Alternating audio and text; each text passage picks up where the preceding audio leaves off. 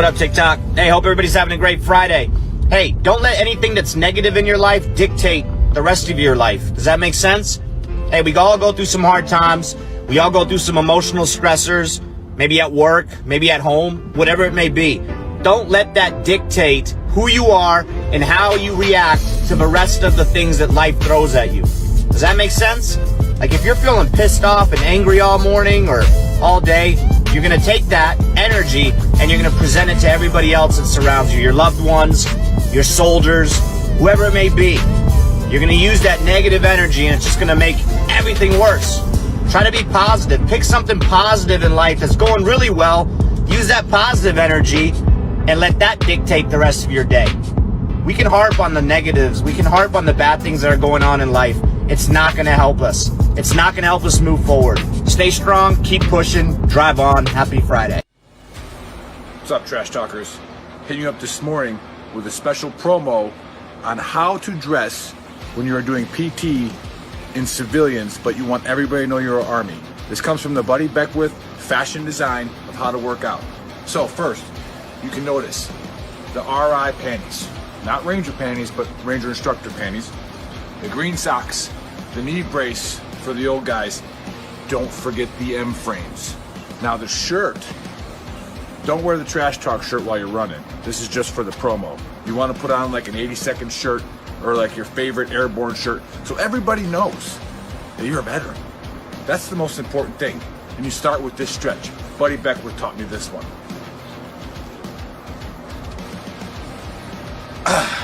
Ready to go. So, I'm walking out of the gas station and my co-worker, who's an old MP, but we still claim him, and has engaged the man in conversation.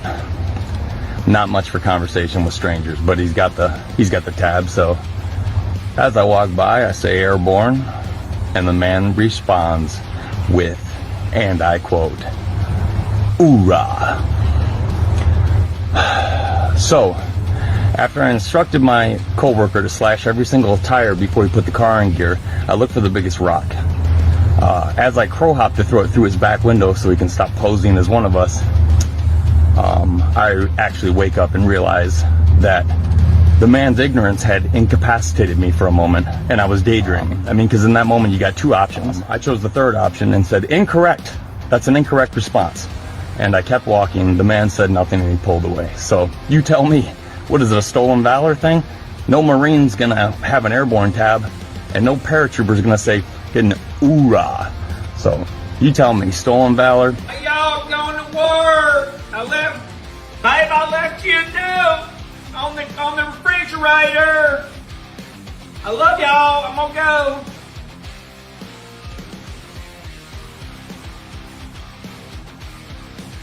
Hey, go get dressed. Get ready for school. You're doing great. We're just tooling around, tooling along. Shit! Bad guys! Stop!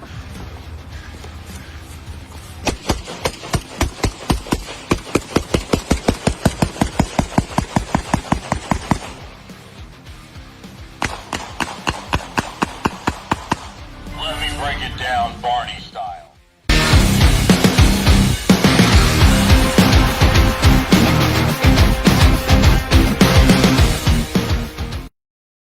What's up, sports fans? Are you looking for a job? Do you want to change in careers? Do you want to own your own business? I got the answer for you. This show is brought to you by FleetTex. FleetTex is partnering with veterans with mechanical or electronic experience. FleetTex specializes in on-site deployment of GPS tracking equipment and cameras for fleet vehicles across our nation. Check out what they do at www.fleettex.com. Apply today. Currently targeting veterans living in Michigan, North Carolina, Pennsylvania, and Tennessee. Local work and travel opportunities may be available in other areas. FleetTex proudly supports our military, its service members, our veterans. Buddy, welcome to episode 101 of the Trash Talk Hour. Shout out to our sponsors, FleetTex. Go check them out at fleettex.com. And 10th Mountain Whiskey. Go check them out at 10thwhiskey.com. Type in VTT and get a discount. Special guest today is Brigade Sergeant Major Burke. And today I'm joined by Buddy and Nick. Happy Saturday, everyone. Hey, is the 101st episode dedicated to the 101st? To the Screaming Eagles, I figured out. a little bit? Why not? Why not? Why not? It should be, but not the Screaming Eagles of today, but like No. like in World War Back in II. the The real 60s when Screaming they did- Eagles. Yeah. Yeah. when they actually were airborne. Hey, Mike, do you know Keith Bach? I know Keith Bach very, very well. Yeah, he's over here in the 101 right now, trying He to pretend is. like to Yeah, square they're- things away. So they're in Yeah, there's JRTC a- right now. Getting Yeah, smoked. there's a couple awesome individuals actually up at the 101st right now. Oh yeah. Buddy was there. Buddy's pretty awesome. I was there. Keith usually Yeah. watches, but he better not be watching because that means he has a cell phone in the box. You're not allowed to have that. Ooh, not Ooh. that. Can't do that. Keith, hang up your phone. Yeah. Make some phone calls, Nick. Put it away. They're tracking you. Hey, so as usual, we're gonna kickstart this dumpster fire with another conspiracy that I googled. Actually, I looked this one up a while ago because I watched a documentary on Bob Lazar, and then I watched him on the Joe Rogan podcast. And I took notes for Buddy again. I know Buddy's taking notes as well. So yeah, long story short, Bob Lazar was a physicist who used to work at Los Alamos Research Lab. After that, he claims that he was hired by the government to work at Area 51. He actually calls it S4, which is apparently 6 miles away from Area 51 in this like mountain. I don't know the details, I wasn't there. And he claims that the U.S. government has several unidentified flying objects, UFOs or UAPs, and he was hired to reverse engineer them. Okay. So he's doing all these crazy tests on these things and everything. And he's starting to feel like, hey, I need to let the world know what's going on. So he grabs a couple of his broke. Yeah, who knows? So he grabs a couple of his buddies and takes them out into the desert at a certain time when he knows that these things are going to be tested and flown. And his buddies go out there, and at this certain time, they see all this crazy shit in the sky, and these things are being tested and everything. And then they get arrested, okay? He gets removed. Obviously, the government claims he never worked there, all kinds of crazy stuff. There is one thing he talks about as well as element 115. Okay, I wrote this down. It's a nuclear chemical that was talked about back in 89 when he released all this stuff. And it wasn't discovered till 2003 and added to the periodic table in 2015. Element 115. So some crazy shit that Bob Lazar talked about back in the 80s. Obviously, the government tried atomic weight? Is that its atomic weight? I don't know, buddy. You got to research what it. That's what that Buddy stands just for. took a science class. He took a science class. Yeah. He's an expert. Biology class. That was really good, buddy. Apparently, the Russians and the Americans discovered it in 03, and then it was added to the periodic table in 2015. So, long story short, Bob Lazar, like, great documentary. I actually believe in this one. I think it's true because he showed like W-2s. He showed people that like worked at the front gate, like when he like would get flown in or driven in, they knew who he was. Like he actually worked there. What he saw, who knows? Is it aliens? Is it technology like Nick always says that we just have that we're testing out? I personally, actually, I believe it's alien spacecrafts. I'm just going to leave it at that. And Bob Lazar definitely worked there. Joe Rogan podcast, you guys got to check it out when he goes on there. It's plausible. It's really plausible. So, what's his name? Bob what? How do you spell it? Bob Lazar. Bob Lazar. Lazar? Yeah. Big documentary. And obviously they try to defame him and talk all kinds of craziness about him, But anyhow, one more time. Maybe he'll come on.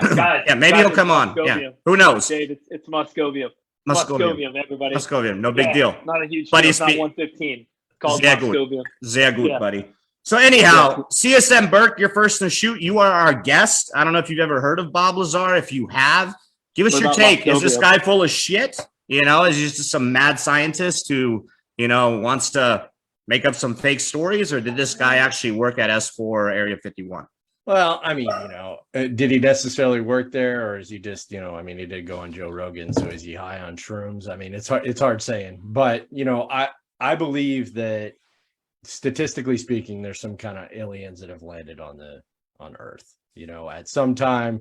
When, who knows, what could it be, is left up to debate, but I think it's just statistically possible. But there's there's some other golden planet out there that's in the golden zone that has some kind of advanced technology. So I think it's completely probable. Okay, good. I like that analysis. Buddy, what is your take? First thing, Oh, here we go. mad scientist. I've never really understood that phrase. Like, Because they are kind of all crazy, right? like, you will In a sense. like, are they like, what if they're just a regular scientist, but then somebody cuts them off in traffic, and they're like, you motherfucker? Like, are they get mad? Forever, Fucking mad scientist. Considered a mad scientist? What if you're like Dr. Dre, right? Like the earphones, right? The producer. Yeah. Now you're a doctor of rap. Like, that dude's a mad scientist up in here. Like, he just mixing beats. Could be crazy. Could be angry. Could just be really good at hip hop. You never know. Anywho, yeah. I'm not following the Dr. Dre. Yeah, I don't But get like Dr. that. Dre one. I don't. Yeah. Yeah. Oh, you guys aren't. Are you trying to throw? Are you paid by Lazar to throw us off? You guys aren't What rich. is that? You guys aren't rich in the slang of these streets. That's the problem. Like, if you're like, yo, that guy's mad dope, yo. Come on, everybody knows that. But Gabe should definitely know he was a child rapper. I do. I know Dre, man. Come on, Dre's a legend. Yeah, but you know that mad is also an adjective for crazy, or not crazy, but good. That shit was mad whack, yo, or mad good. No Just a cap. lot. No Just like cap. lot. No lie. Yeah, no That's cap, homie. that's the new Let's term go. for lying. I had to make apparently. it. That's just on fleek. Not a huge deal. Anywho, yeah, of course we've gone from horses and buggies 130 years ago, 140 this years is ago, fair. I see where to this is like going. flying at Mach 10. Mm-hmm. It's true. And we haven't really reinvented anything since the 1930s. Like, we're still figuring out shit that was invented during the 30s and 40s.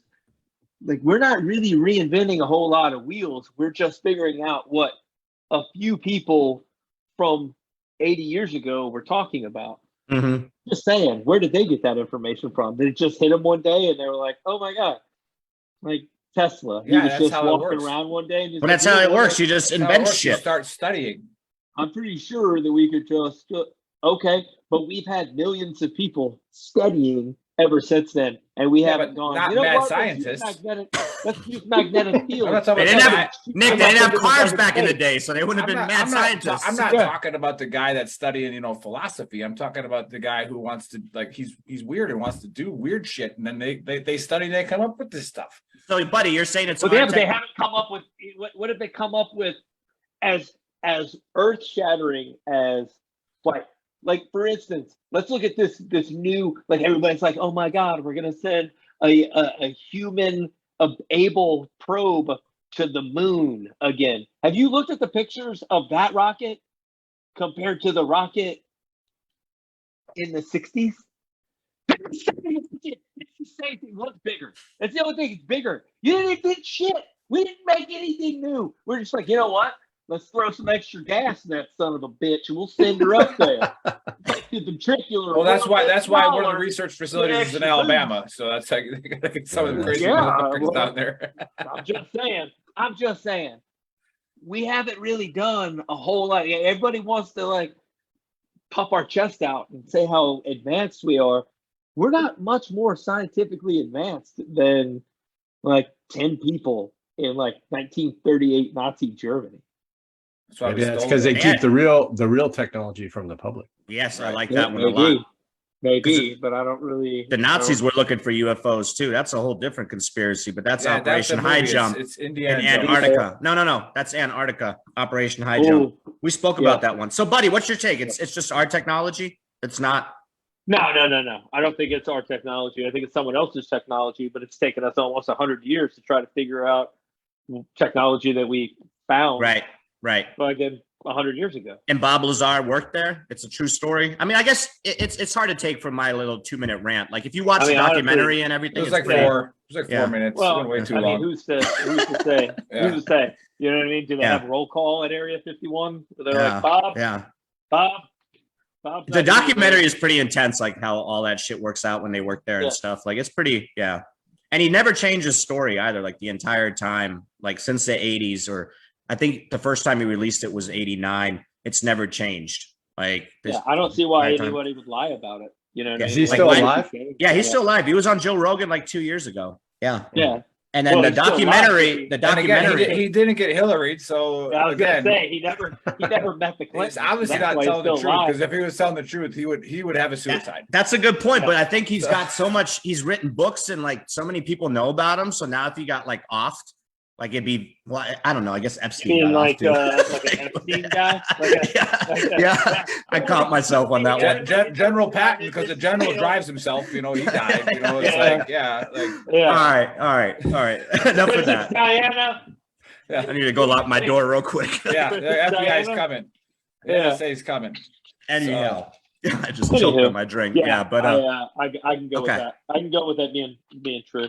all right, Nick, what's your take, I brother? think you're all fucked up. All right. So, and Oh. again, Wow, off the top rope. yeah, early. real early, right? Because again, we try to oversimplify our critical thinking, Go back. right? What?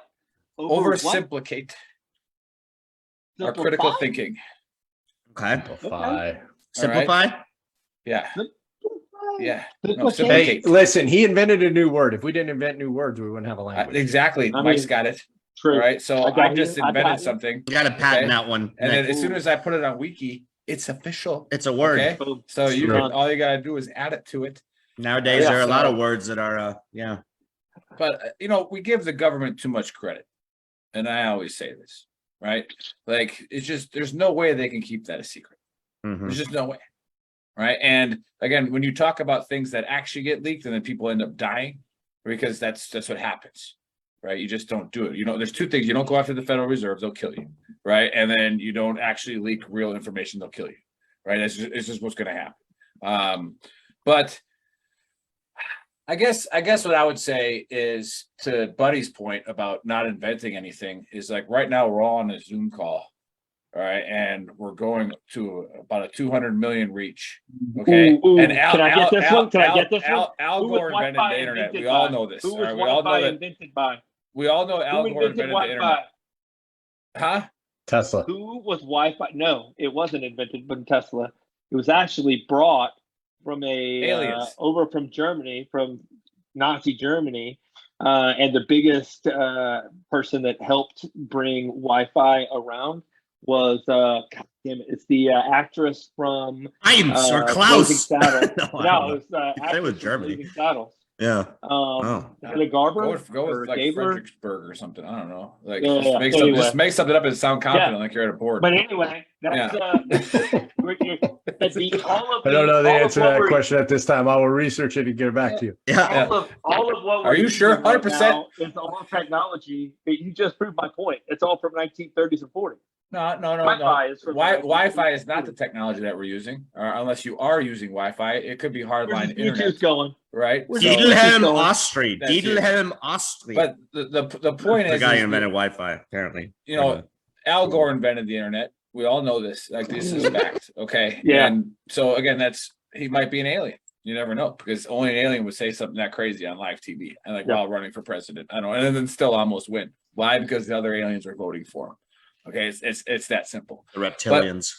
Yeah, I 100% do not think that the government is hiding aliens or reverse engineering technology, because I don't think they're capable of that. They're not capable of keeping. Well, who said they? Okay, they're not capable of keeping it secret. Not at all. Right. Not I fucking thought at you were all. saying they're not capable of reverse engineering it. Like, Well, how do we well, know? you're right. How do we know if they've They're not- accomplished it or not? You know, like are they But doing you're- it or are they not doing it? But your you know? point was proven. They aren't capable of keeping a secret. They're not. So No, says but Bob Lazar. Bob Lazar who told again. their- and the Pentagon leaks, And then which Bob they're not Lazar- even leaks. They openly came out and said, Bob "Hey, Lazar is writing all these books. He's got to make money. That's all he's doing. He's just trying to make money. You know, and that's fine. But no, I said I just don't agree with it. I don't agree with that we haven't invented anything like, you know, in the last 50, 60 years. You know, No one. not at all. How about like, you know, the new non-plastic straws? You ever have those in California? Huh? You ever think about that? Yeah, but Genius. those weren't invented. all the turtles are safe saying, now." Are you saying that straw technology has come a long way? Has come A long way. All I'm gonna say is that's spoken like a true alien. That's all. Yeah, I'm saying. exactly. Exactly. I'm covering for him. Exactly what I would think an alien would say. Yep. Burn to the straws. Yeah, and Yep. you know, it's just the weird things that come out that amaze me with technology. And yeah, that's how science works, buddy. And as a mad scientist, How? which is why they disprove things. They try to Explain disprove to me how things. science works. All right, that's why we kind of lost what science was about during COVID when we kept saying science, follow the science. Well, you know, science is supposed to argue it. Science is supposed to disprove things, right? Right. You use math and logic to prove things. Science is the art of disproving things. So yes, scientists, especially the mad ones, they take a bunch of stuff that's already in place and they disprove it. They attempt to. In that, when they're doing those experiments, they come up with new shit. Like, oh man, I didn't know this would work. Yeah, right. And that's how they come up with stuff. And I always bring this up, especially during COVID, right? You know, malaria, it's literally Latin for bad air. And it's not transferred in the air. But that's just the way that the medical field back in the day, which was the smart guy in the village who could like say 5 words, that's what he said. Right. And it's really not even in the air. And the same thing with the cholera outbreak. They thought that in England, they thought it was in the air. It wasn't in the air. And some guy who was not an epidemiologist figured out where it came from. Technically, malaria is in the air. You get bit by a mosquito. Yeah, it did fly. flying. It did transfer through the air. You are correct. So, but yeah, I'm just saying that I think that, you know, we're discrediting our scientists, you know, and our smart people that by saying that it's aliens. It's just people that are trying to, you know, disprove one thing and they figure out something else. Right. And so, yeah, technically you can, you know, straw argue that like the way Buddy does, saying we haven't really come up with anything new, but we have. So, Yeah, they say in 1947 or 1948, when the Roswell crash supposedly happened, like a lot of technology skyrocketed after that too. And they're saying it's because of that crash. I'm just adding to what Buddy was saying earlier, but who knows? Who knows? Yeah. Yeah, name something that we've invented recently. Even our Elon Musk is definitely an alien. Even our education system is just regurgitating information. Like how many people are doing like Einstein, where they like drop out of school and they're like, you know what? I'm just gonna think shit up for the rest of my life. Theory of relativity. Boom. Thought it up. Here you go. Boom. Well, I can think of one thing that was invented recently, and they're giving us free stuff to talk about it. So that's a good one. It's LifeVantage, right? Those guys, right? It's the NRF2 Warriors that we had on the show. Oh, yeah, They sent you a bunch of samples, so you got to actually drink it. Tastes really good, by the It way. does. And then we get a discount, but it's good for energy drinks, and they got hangover pills and all that kind of stuff. Yeah, the energy drinks are Took pretty those, good. took those last night, by the way. And they were all guess West what- Pointers, guess so that what I means they're don't really have? smart, you know. That's And what I then don't have that's- this morning. They came up with that stuff. Disagree. Yeah, that's No, another no. conspiracy. But yeah, again, you know, we've invented lots of things, buddy. Lots of things, right? You know, just like like a Chinook helicopter. Nope, We didn't invent that. That was aliens. not recently. Not How recently. old That was We're saying Leonardo helicopter. Da Vinci. Da Yeah, Vinci. Da Vinci did the Yeah, helicopter. Da Vinci started talking about it, but we've had helicopters. Turns out he was on Since- shrooms, and then somebody was like, "Hey, maybe we can actually make that work." And then we did. So, Since when have we had helicopters? yeah, I'm just saying, like, you just think about stuff like that. We invented that. Yeah, but you're not disproving my How about point. how that we about haven't invented even anything back recently. in and this also goes back to the the argument that we have some kind of complex where we think people 1,000 years ago couldn't be smart, right? And it's like, no, they were. Like They were the real Romans, smart. That's the whole pyramid theory and all that stuff. and the Romans building like the Colosseum. Oh yeah, the the cathedrals, even aqueducts. the yeah, like for all sure. that stuff. They have roads that still exist, and I always make that joke. We're in America, a road lasts about 5 minutes, and there's like 6 potholes in it, and then but the Romans Italy still has roads that have been around for thousands of years. Yeah, All right, Turkey's so got a bridge that's baller that the Romans built. That's Yeah. like a couple thousand. Well, not a couple. I actually thousand, saw it's that pretty old. recently. yeah. On the internet, yeah. So there's lots of little things that, you know, we figure out and that we invent, you know, to help things and to fix things. You really got him Name a triggered, thing. buddy.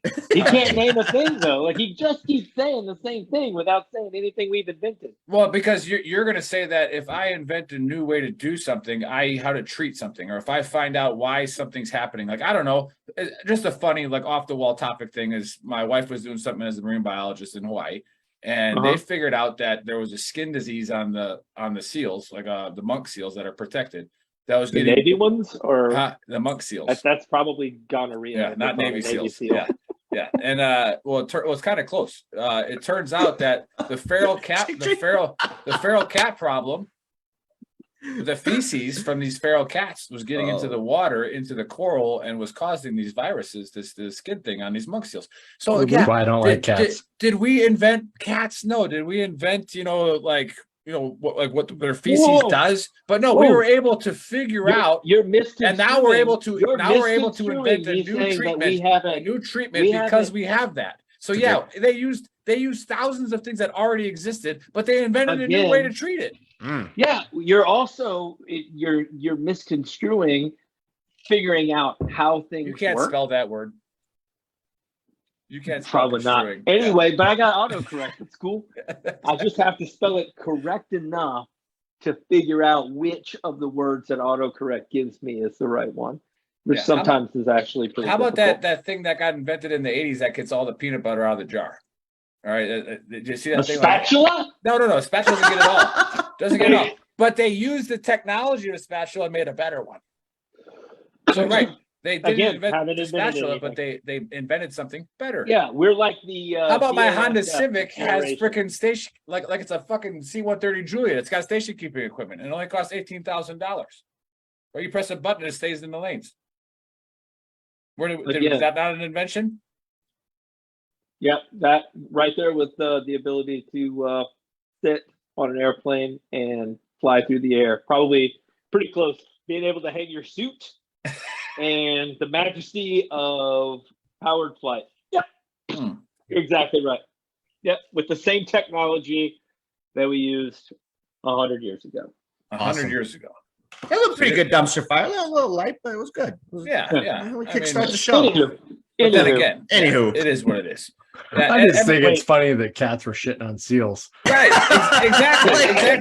Wait, where's that It even has coming to from? be an It alien. literally was a It thing, has to be apparently. an alien that comes down and says, "Hey guys, you guys are researching the wrong shit here. It's actually cat shit." yeah, Okay? So it obviously was an alien, all right? Because no reasonable, logical human would think it's cat shit, right? So Just another reason I don't like cats. exactly. They're killing seals. They're killing seals.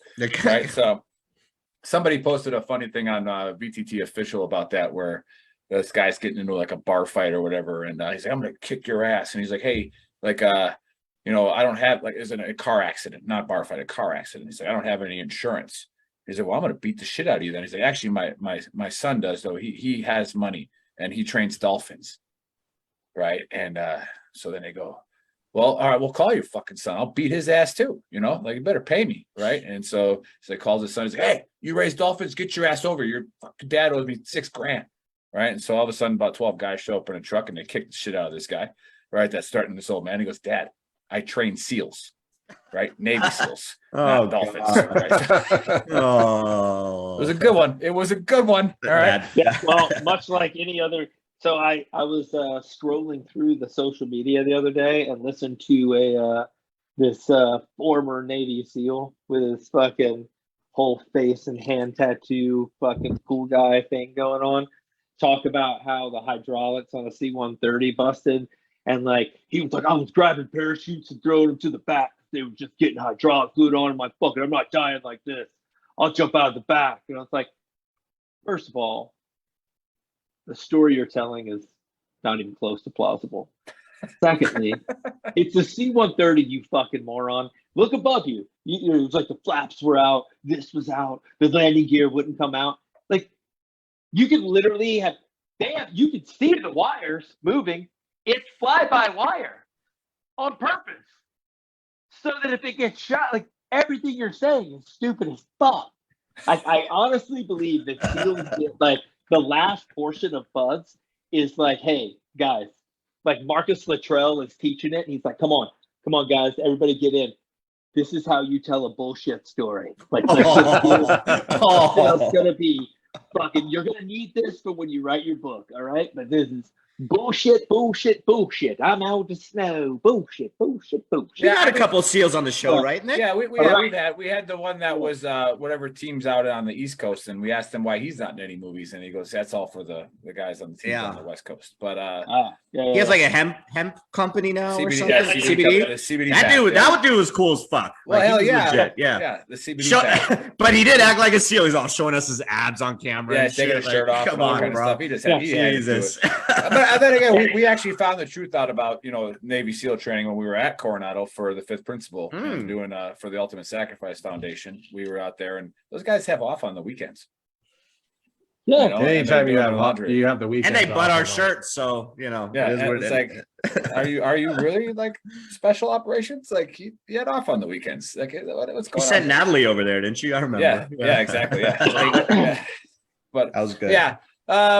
No, speaking of the page, it's kind of what helped me out with my book of Burrow for today, and it's about therapy. And I talked about how when I retired in April, that it took him about 4 months to actually get me to see a psychologist. And with the El Paso VA, yeah, you guys suck.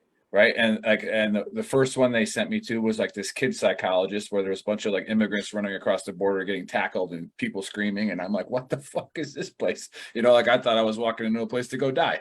But no, I just, my shrink who I got now, she's awesome.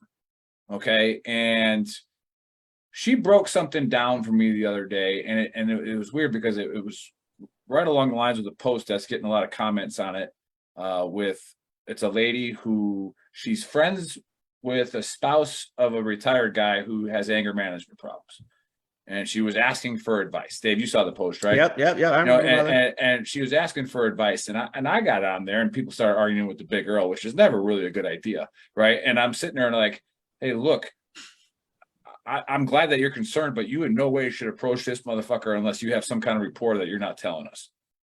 I was like, you do not say a fucking word to this guy. I don't care what he's doing. All right. That the spouse is confiding in you because she trusts you. Right. And, maybe you're her outlet. As soon as you go talk to this dude, right, you just ruin that for her. Right. So it's like, don't do that. But it rang similarly close because, we as guys and, maybe even females, they can comment on it. But, we have that generalization that we don't have problems as guys. Right. Like we're strong. Right. And we don't need therapy. We're not supposed to show our emotions. Right? And again, we're in this new time, this new world where we can't generalize. Like, why generalizations exist? Because there's statistical data to back it up. Right. And there's a generalization that's most likely that's it. That's what medicine is. When you go to a doctor, they generalize based on your age, based on your overall health, based on what else is going around. They generalize what's wrong with you, right? And then if it need be, they find out more. But the point is she asked me, what do I want to get from this? And I said, I'm really angry with my kids. And I said, I never really used to be real angry with my kids. I'm like, please help me. Right. And so she went a way that I didn't. She's a psychologist, right? So she did, she started to psychology me, right? And she's like, hey, talk about when you get upset with your kids. And sure as shit, I'm talking about like my legs are shaking a little bit, like I'm starting to get, a little anxious. And she goes, talk about what you loved about so much about the Army. Right. And I started talking about the Army and I got real calm. And I didn't even realize, but she started writing words down and she was writing security, trust, and then, brotherhood and purpose.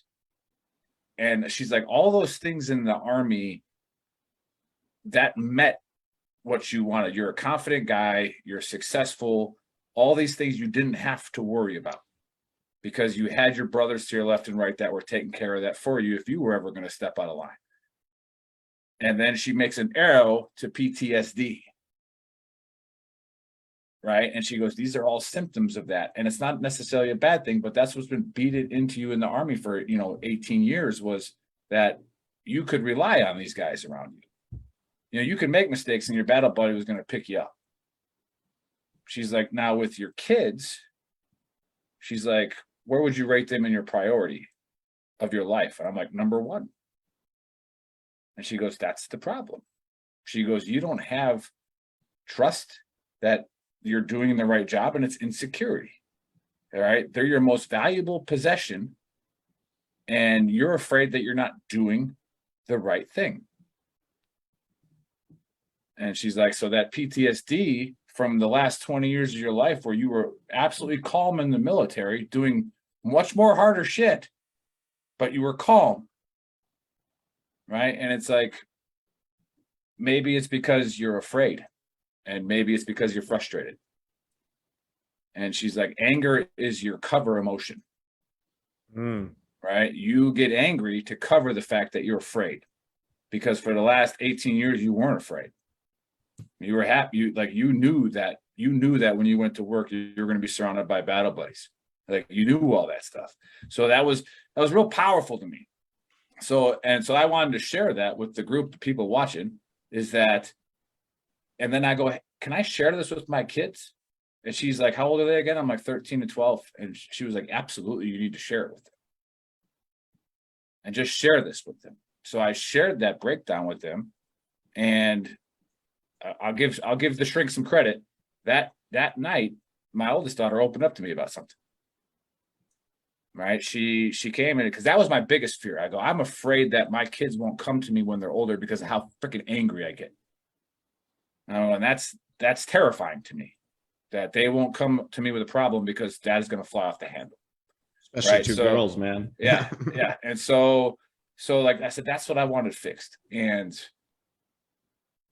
right away, my daughter talks about a friend she's helping in school who she opened up about it. She started crying, all this kind of stuff. But again, I was hiding the fact that they're my most precious thing in the world. And anger was ruining it. Okay. That was my cover emotion. Right. So that's the book of Earl for today is go get fucking therapy. All right. Even if you don't think that you need it, go get it. All right. And it's probably going to doesn't make you weak. It makes you actually much stronger to say, hey, I got an issue. I need to get some help. Like people want to always say, oh, go get help. It makes you. That's that internal programming, man, where it makes you weak. It's a generalization that it as is. A man, you're not supposed to do that. Which that is the craziest thing anyway. Yeah. Like it's okay. It's okay to cry sometimes. I don't give a fuck. So then the shrink yelled at me because she almost got me. Right. She almost got me. So she had me doing this drill where she's like, I feel this because of this. So fill in the blank. I've done that one. Right. Yeah. And so I was doing it and it seems elementary, right? But whatever. Obviously I can't control my emotions. So I'm acting like a kid. So I might as well be taken back to elementary school. Yeah. Right. And it's like, I feel this, I feel scared because my girls might not come to me. And I started to get choked up a little bit. Right. And then right away, and she's just quiet. She's just listening. And I go, I feel good though, because I just sold suicide intervention training, the 82nd Airborne. I'm gonna get a fat ass commission check, right? and she goes, see, stop that shit right there. She's like, stop.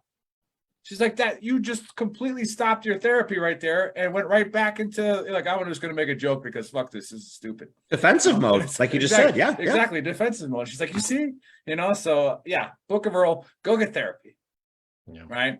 And we use humor to deal with the uncomfortable. We do 100%. We've been doing it. Spot we've been on doing it our whole lives. I was sitting Yeah. down with a police officer, that's doing some work in trauma, and they talked about the dark humor, making jokes about things, and it's a coping mechanism.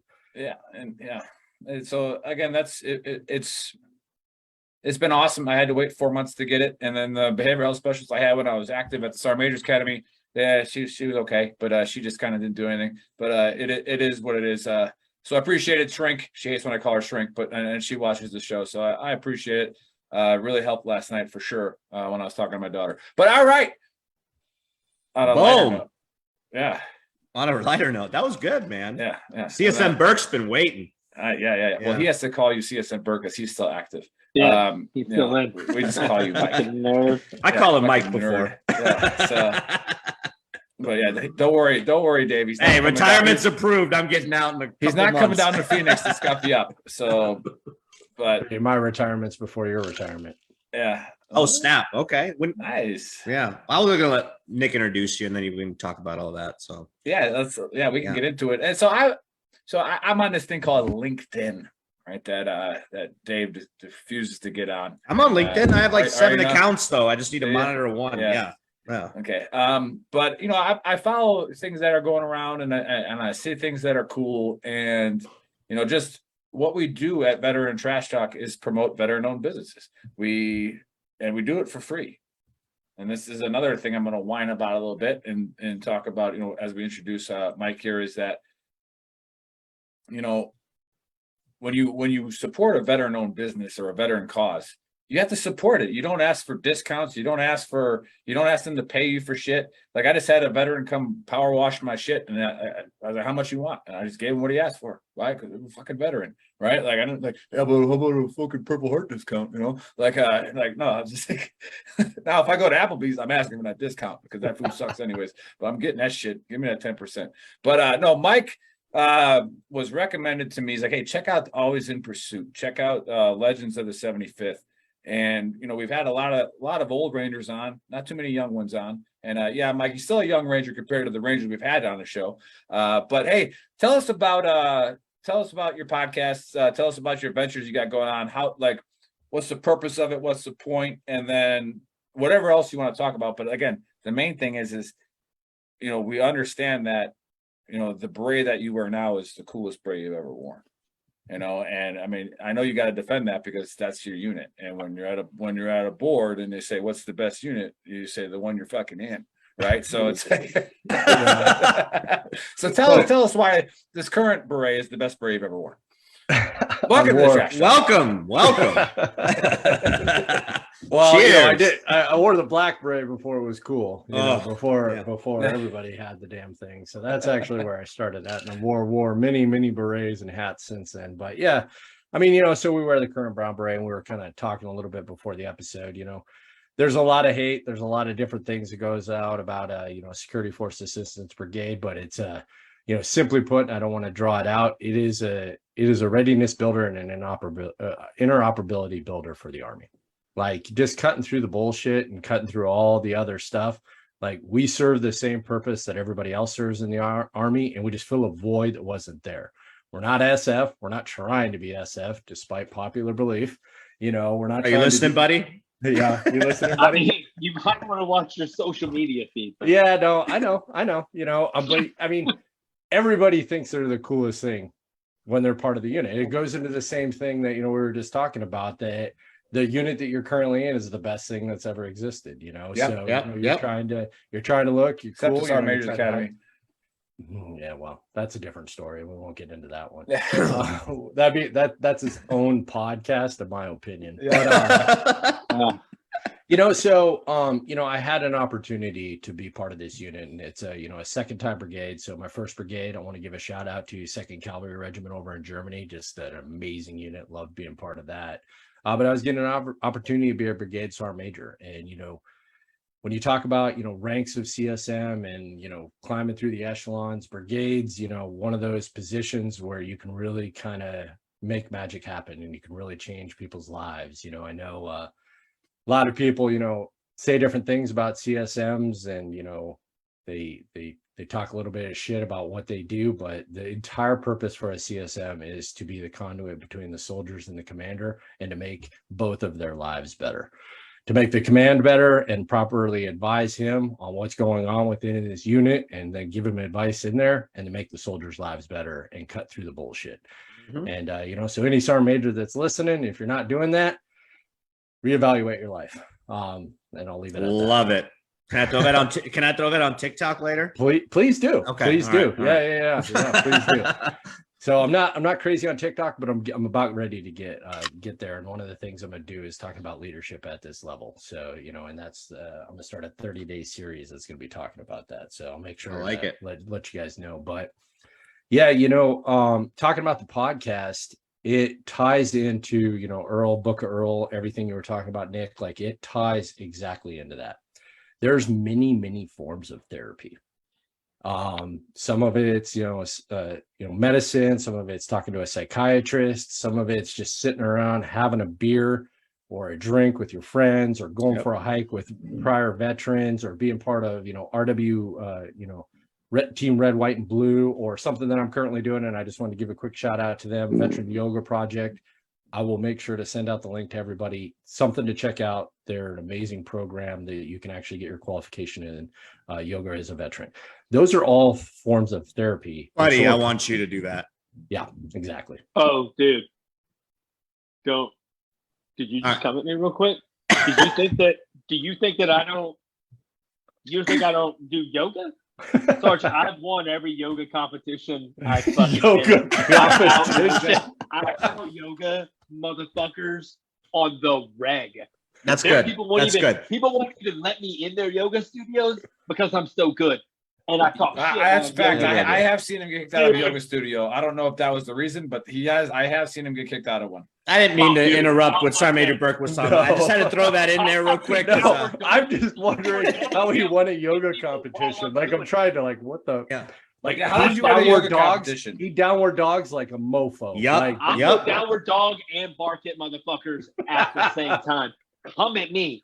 I'm a competitive yoga guru. Michael Samora in the chat says awesome philosophy for CSM, and then there are yoga comps. Yeah. So Zamora's on the chat there. Yeah. We'll follow up with you later, Zamora. Did he just touch my toe? Anyway, back. I got him fired up about yoga. Look at over here he gets yelling. excited. Isn't yoga supposed to relax you? Yeah, not it's supposed to. Find your zen. Do some yoga, buddy. I think Buddy missed the point. Just meditate for a few minutes, buddy. Back to our guest. No. Going back to yoga. The actual the worst PTSD I've ever had is actually been in yoga. You ever heard of Bikram yoga, where they crank up the temperature to like 130 degrees? That hot yoga? Yeah, they made me put my head between my legs. Nope. Nope. I had to get up and leave. Like it reminded me of being in the back of a striker with a military working dog that just, like farted. Yeah. And like I couldn't do it. I had to get the heck out of there. That was terrible. Yeah. Damn. Anyway. So back to the point about competitive yoga. There might be a business opportunity there, buddy. I don't know. It's like the it's the new CrossFit. It's the new CrossFit. Okay. Yeah. If you do CrossFit yoga and you're vegan, quietest people. Game over. Game over. Yeah, they're the absolute most silent people you'll ever meet. They have no idea what to talk about first. They just don't know. They're so confused. They're like, should I tell them about plant-based protein, or should I tell them about my WOD, or should I tell them about my new downward dog pose with the side leg, bro? Yeah, or that you drive a Tesla. Ooh, wow! That's an add-on. Yeah, they are pretty. That makes you an alien. That is actually exactly. All right. So coming back to therapy, podcasts are too. And there's a lot of them out there that are veteran run podcasts, or where they talk to veterans about, a million different things. And, so I started a podcast when I was, at my previous unit, left that unit. We started it kind of during COVID. So it really kind of made sense. And people were like, hey, start a new one, start your own. So we started doing that. And when you're a veteran, you're going to be biased towards veterans, but, we try to throw in leadership principles, talk about life, talk about trauma, many of the different things. I did a 2-part special where I talked about some of the traumatic things that I've had to overcome in my life, and methods and techniques and everything else that I use to kind of overcome all that stuff. But there started to be a trend. Every time I'd have a Ranger on Always in Pursuit podcast, I'd get like inundated with emails and messages and everything else like, hey, you should have this Ranger on. Hey, you should have this Ranger on. And pretty soon, just sitting around talking to some friends someday with my wife, I was like, if I just had Rangers on, it would be a Ranger podcast. And boom, the start of an idea. And so what we do with Legends of the 75th podcast is we sit down with people that are members of the 75th Ranger Regiment. So you real know, Rangers. What's that? Real Rangers. Real Rangers, yes, Yeah. real Rangers. Yeah. Gotta talk a little shit. You know, and we think of any unit, you know, within the Army, there's people that stand out within those units. But obviously in organizations like the 75th or even SF to a certain degree, which is a little bit larger of a formation, you know, there's people that have been in that formation for so long that everybody knows their name. Like everybody's either been on a mission with them or been in some kind of training exercise. Like, you know, there's some story that they have, they can relate with that. And so we just started, you know, sitting down with some of these legendary individuals and just talking about their time, you know, within the 75th Ranger Regiment, not only so that we can capture their stories, because there's nothing that exists like that. There's different kind of, you know, podcast, even Ranger podcasts, but no one's sitting down and saying, hey, tell me about your time from, you know, beginning high points, you know, covering the wave tops in an hour and a half and what it meant to you to be part of that and some of the struggles and, you know, things you've had to overcome, because, you know, also being part of that organization is difficult at times, you know, especially when you talk about the deployments and some of the things you got to do on, you know, on deployments. And, you know, it's going great, but it is you know, tying it back to what you just said, it's a form of therapy. You know, people are connecting with both podcasts, but definitely with legends. You know, that's a niche kind of audience. And it doesn't just apply to people in the 75th. You know, there are people that are interested in the organization as well, and they're just reliving these stories. You know, and they're, you know, talking about them, and, you know, they're hearing from these people that they haven't been connected.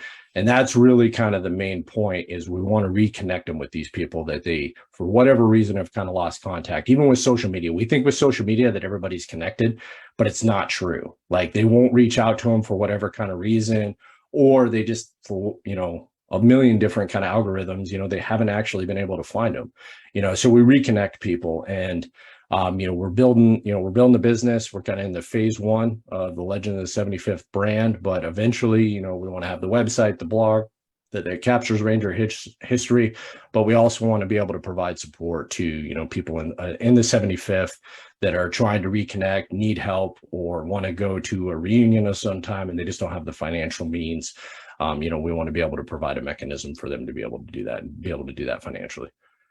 I love that. Yeah, that's awesome. You guys So, need a shirt guy, just let us know. You know, yeah, we got Gruntworks and BTT's got you covered. Yeah. Yeah, I've always told people, like, I've hit the trifecta. Retired, Buddy hasn't yet, because he was allowed to have a beard, but when he was in, but Buddy had a beard for the last 3 years. Yeah, no, I did have a shaving profile in the Army. So, like, anyways, you did. I grew a beard. I sell T-shirts, and now I work to sell things to the government. I hit Typical the trifecta. veteran. I hit the trifecta of what a veteran's supposed to do. Yep. Now you just have to get an old pickup truck and put some OIF, OEF.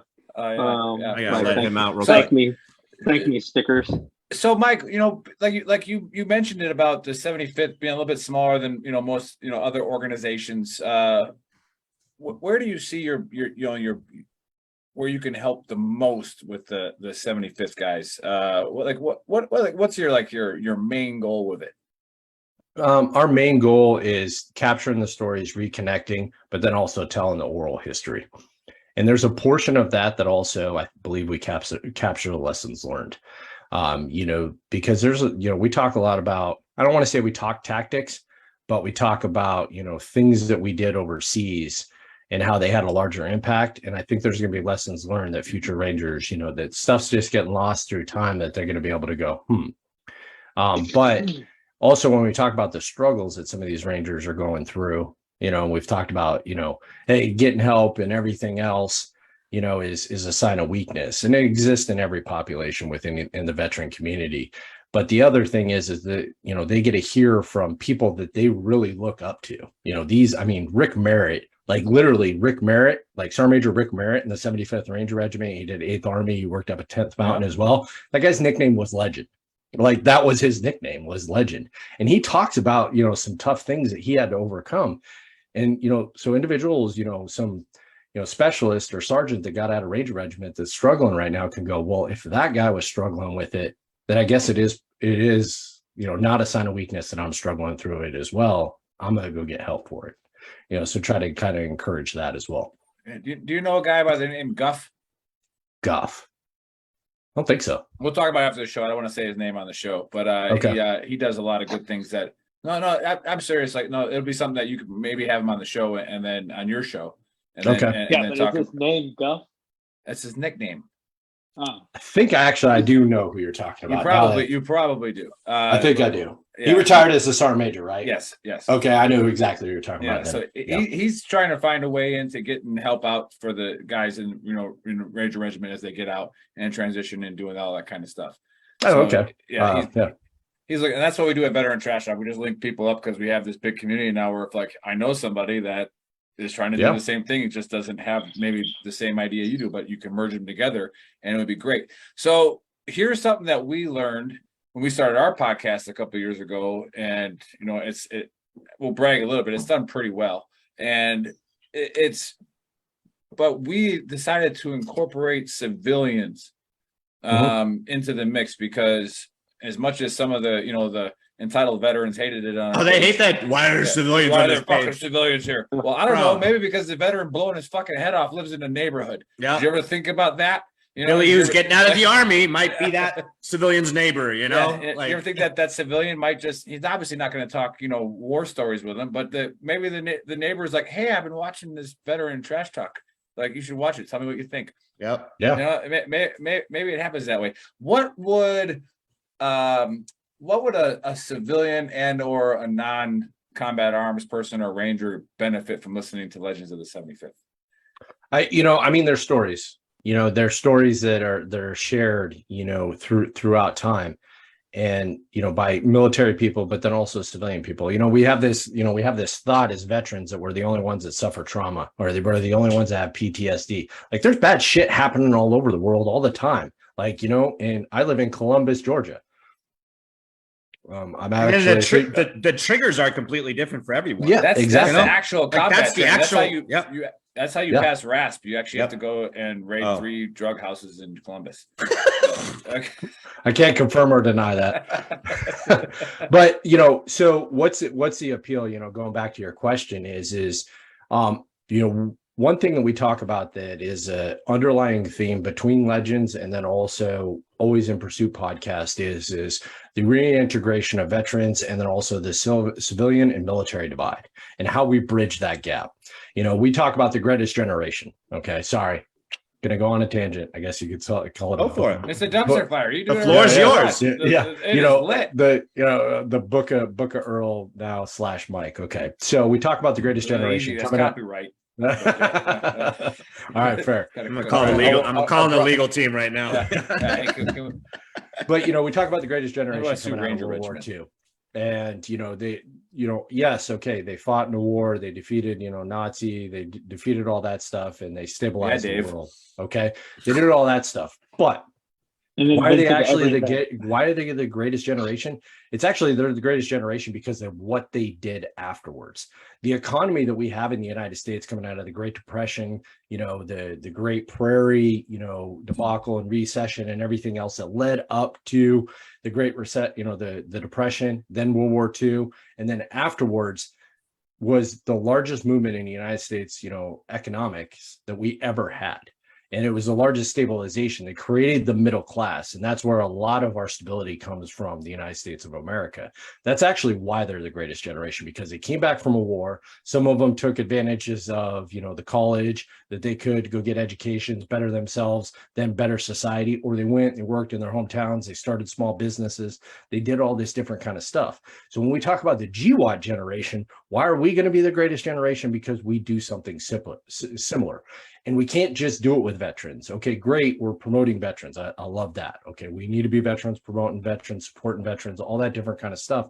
But the other thing that we need to do is we need to be working with our civilian counterparts to create the next level of X, whatever that might be, and it could be a lot of different things. And we've got to figure out how to communicate and talk the same language so that we can be able to do it. And I know that was a lot, but that's also an underlining theme that we talk about with Always in Pursuit. And we talk about it as Legends as well. General McChrystal, General Votel, Sergeant Major Merritt, and there's a few other individuals just had, Master Sergeant retired Kevin Nelson, on. Yeah, that was a good one. Yeah, it was. Kevin's an amazing human being. Yeah. But one of the things that we talked about is how are these guys, because Rangers lead the way. We all know this, it's Hear one that, of those Dave? things. Yeah. It's, it stands the test of time. You can't argue it. You can't debate it. It's just a given truth, so you can get it tattooed because it'll last forever. Sorry. Yeah, show me your shoulder, Nick, with the tattoo. Yeah. I'm kidding. I joke. But my point being is that, how are they going to continue to do that after service? Because we all have a lot more to do after we get out of the Army, and how are we going to continue to propel that forward? Awesome. Yeah. And that's something that, again, that we when I say we actually we have to schedule, we'll talk about their show day, but we got to reschedule Trotter because we're all going to be in New York next weekend. Yep. With the Ultimate Sacrifice Foundation. And I get the privilege of speaking at that. And so for God help us all. God I'm just help kidding. you all. I'm well, just the thing kidding. is well, I'm just this kidding. is a big event. It costs a lot of money, and they wanted to see our speeches beforehand. And I'm like, you guys don't know the big girl. Like, I'm going to write you the nicest speech ever, but it's not nothing. I'm not going to say any of it. Right? Like, did you do what we talked about when they wanted to see your speech? Just send them A, B, C, D, E, F, G. Yeah. Just the alphabet on there. Just send it to them. Yeah. And Whatever. Again, it's the community. Yeah. Right. And that's what I'm really going to talk about there is if you want to fix something, the community has to get involved.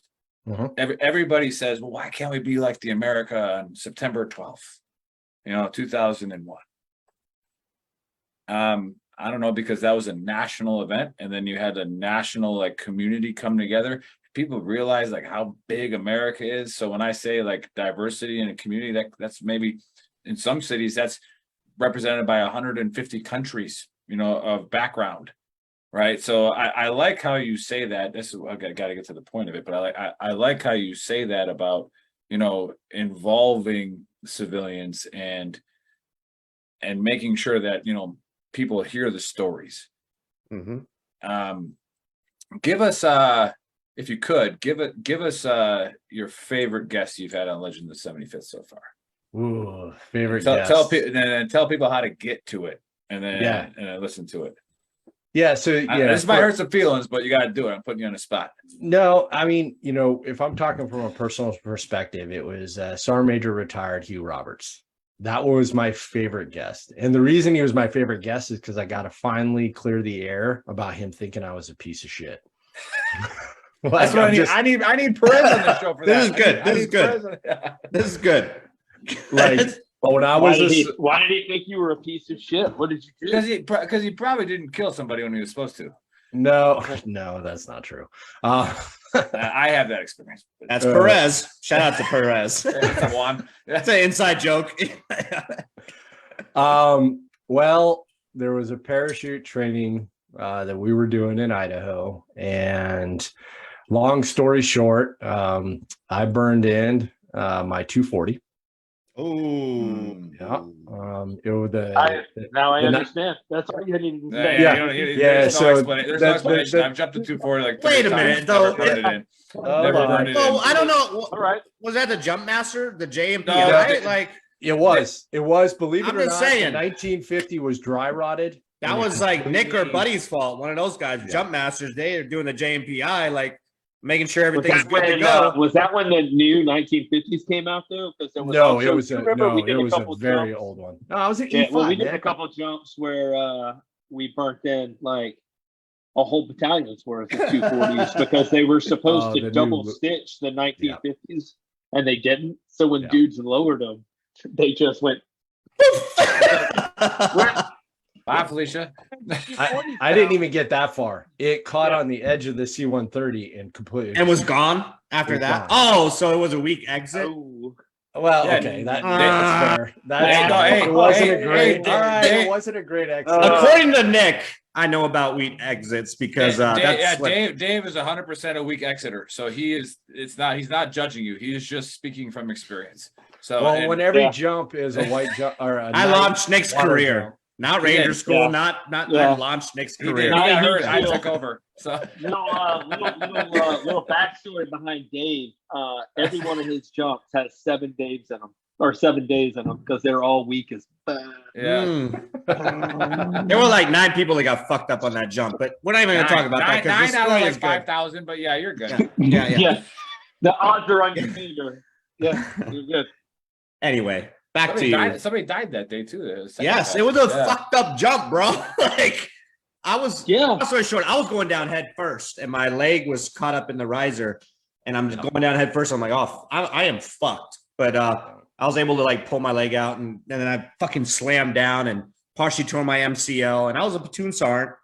And then Nick like ended up taking over, and I was out of the fight for like 3 months. And then you never got the job back. Yeah, and then what? That's not how. That's not how any of how this that works. worked at all. No. How that worked at all. 10% truth, yeah. And then I left, and then Nick, made it happen, and great mission and all that good stuff. And now Nick's, retired and everything. But yeah. But anyway, back to you. You should have said that you hit the side of the bird. Yeah. With the 240. Well, I got to be truthful. I'm not gonna lie. We don't rewind these shows or edit them, so you're screwed now. You just let it's it out there. It's I mean, it is. I'm giving up the fact that a lot of my things. So, but anyway, so there were some other things that kind of happened on the jump. So when we finally got to sit down on this podcast, and we got to talk about a bunch of different things, I just broke off, and I was like, all right, so when you were my CSM in 275, this is what happened, and I want to tell you the whole story. I want to tell you what actually happened, because he pulled me off it, into his office, young Corporal Burke, I think I was actually a corporal. I don't think I was a sergeant, because I was a gun team leader. So I would have been a corporal. And, I got to clear the air. And he's like, okay, I don't think you're a piece of shit anymore. And that was like the greatest thing I'd ever heard in my entire life. Like I've been carrying that for 22 years. 22 years I've been carrying the weight of that on my shoulders. And I finally got to clear the air with somebody that I looked up to and respected and everything else. And he said, you know what, Burke, you're a good dude. He didn't say that, but that's the way I took it. What he really said was, I don't give a fuck about your excuses. And what you heard was, you're a good dude, Bert. Yeah. So how do people watch and find your podcast? Yeah, so you always learn lessons in podcasts. So when you talk about an exclusive podcast where you got to pay to listen, it is a little bit difficult to find. But if you search Legend of the 75th, you'll be able to find it on Google, or you can find it on any of my social platforms. Mike S. Burke, or you can even search Legend of the 75th on Facebook and LinkedIn, and you'll find it as well. Awesome. Yeah. And go ahead. Oh, no, you go ahead. Tell Megan we said hi. Tell that dog to put his ears down. Bro, this dog today has been nothing but see trouble. The ears went down. See that? There you go. You've met him already. Yeah. But what I like the most, and are you retiring soon, or are you staying in, or? Yeah, I retire in January. Oh, wow. But what I like the most is, especially when it comes to because Nick and I have spoken about this. We've had several brigade sergeant majors who are like, oh, I'd like to come on the show, and then they don't show up, or battalion sergeant majors because of the political factor. So I like what you're doing, and especially talking about issues and everything, and bringing it to the forefront, and saying, hey, it's okay not to be okay. It's one of our favorite quotes, because I think we need that. Who was the pilot that we had on, Nick, that talked about having which one? We've had several first shows. Yeah, you're talking about Danny. Who talked about having issues as a pilot. The 160th pilot. Yeah. But that's what the Army needs. It needs leaders at that echelon to actually talk about and say it's okay. But my question to you is, that's where I feel like Buddy's going to get heated here in a sec, because that's where a problem arises now.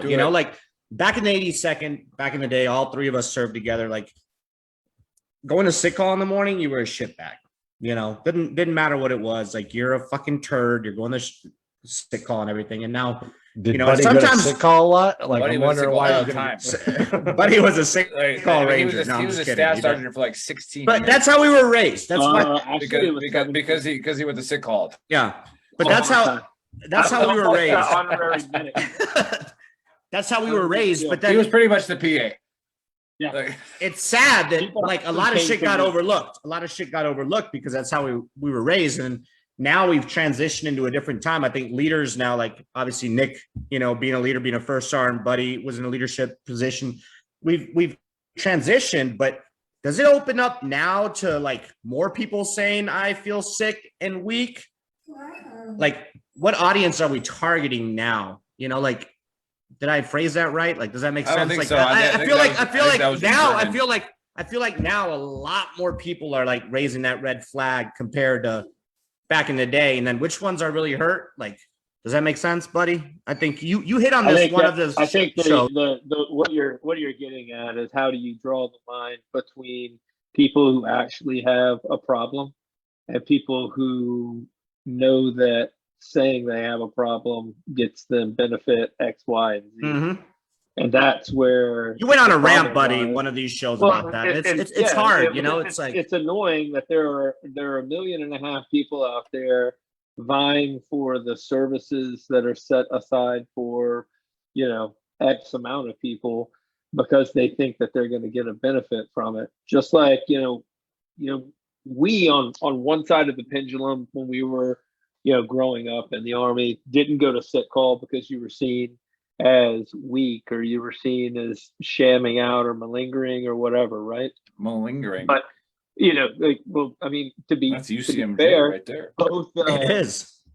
both Nick and I have had broken backs during our time in the military, and didn't go to sick call. Salsa buddy was dancing at Spiker, broke his fucking back. Make sure you hit the green bus route to get salsa on time. Not the yellow bus you, route, the green bus route. Maybe if you didn't have weak accents, you wouldn't have broken your back either. No, I don't know. I was in Samara slaying bodies when you were dancing salsa and Spiker. I broke my back on my second landing of my jump. All right. Yeah.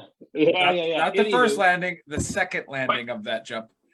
So but what I'm saying is, like, you know, we didn't go to sick call even when we had, you know, broken backs, broken ribs, go to the hospital. didn't go to the hospital, didn't go to hell. Anyway. But the point is, that's on one side of the pendulum where should you go to sick call? Say bell curve. Should you go to sick call if you have a broken back? Probably, right? Yeah. But then on the other side of the pendulum, you know, you have people that go to sick call specifically as private, as specialists, as E5s, specifically to have a paper trail so they can get out after one enlistment or an enlistment and a half and get disability for the rest of their lives, or you know, whatever. You've got, like, when I retired, I was, you know, clearing and doing all these appointments, and I looked around and I'm seeing like E3s and E4s that are there getting medically discharged, and you're just like, but you haven't been anywhere so to you get fell off hurt. a truck and got a concussion. Yeah, you haven't really. 90% of my jumps, I hit my head hard enough to have a concussion. I'm not trying to say that. Michael Zamora says, real quick, buddy. Michael Zamora says it's integrity, but leaders can't do much with those that don't. Well, yeah. Yeah, well, and that's the point. Because in order hit to a nerve with Mike there, he was like, Yeah, well, yeah, but it's not. It's a hard spot. It's where do you find that balance? Because as a leader, you have to like get the guys that need help. You have to keep your unit ready, but you also have to, like, can't play favorites and be like, well, I know this guy's pretty, like, he doesn't bullshit, and this dude is always like, you know, I don't know. It's a hard.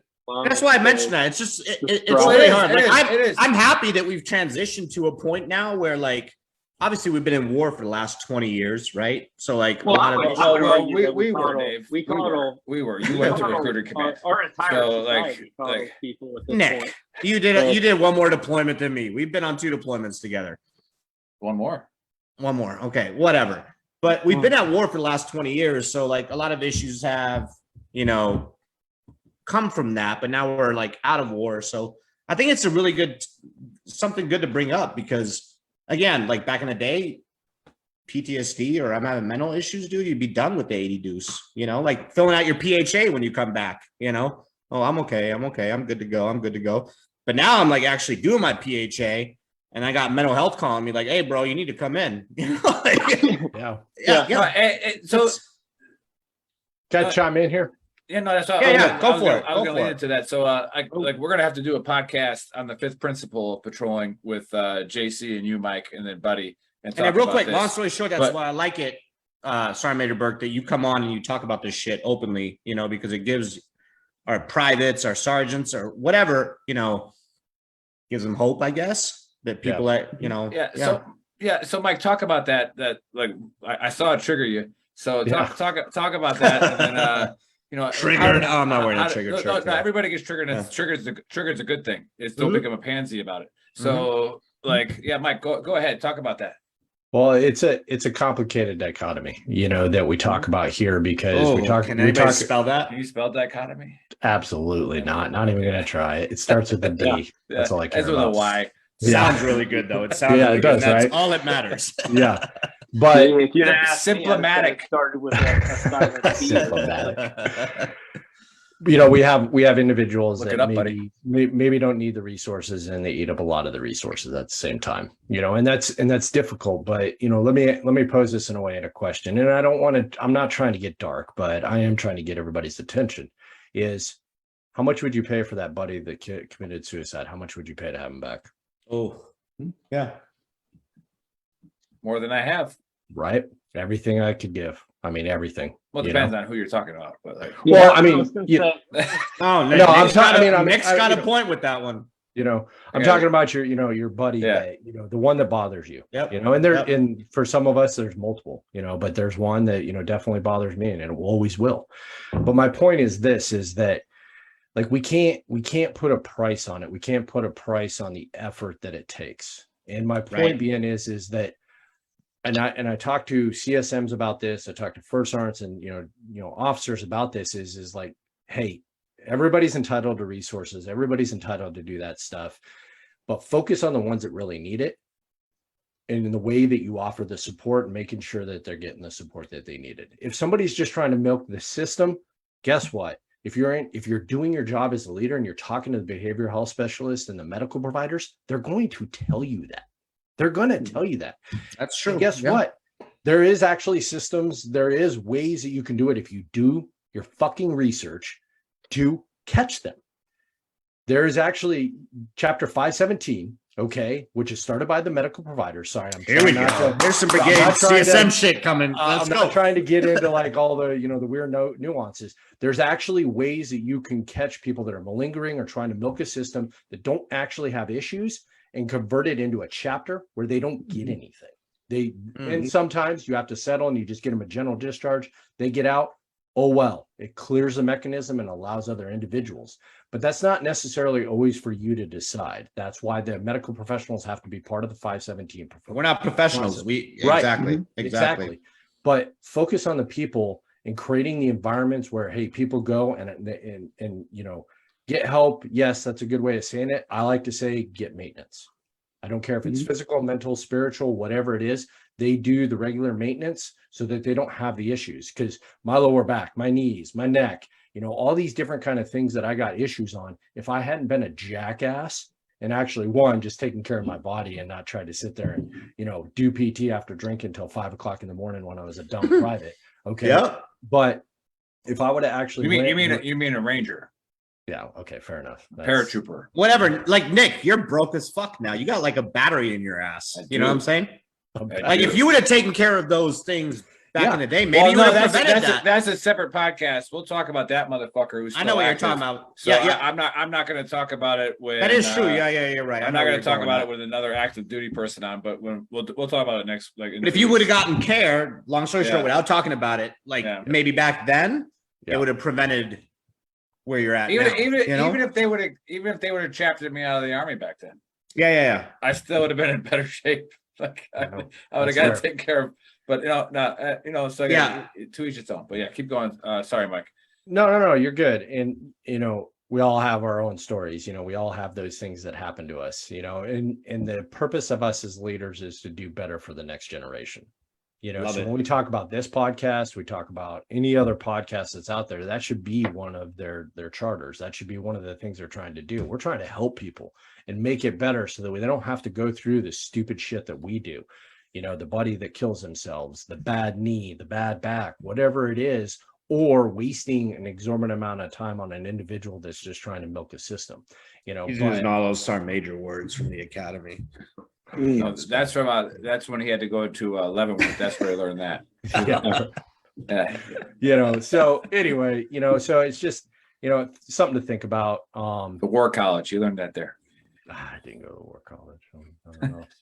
Okay. But anyway, you know, I get, and it's Or Leonardwood, frustrating. not Leonardwood, yeah.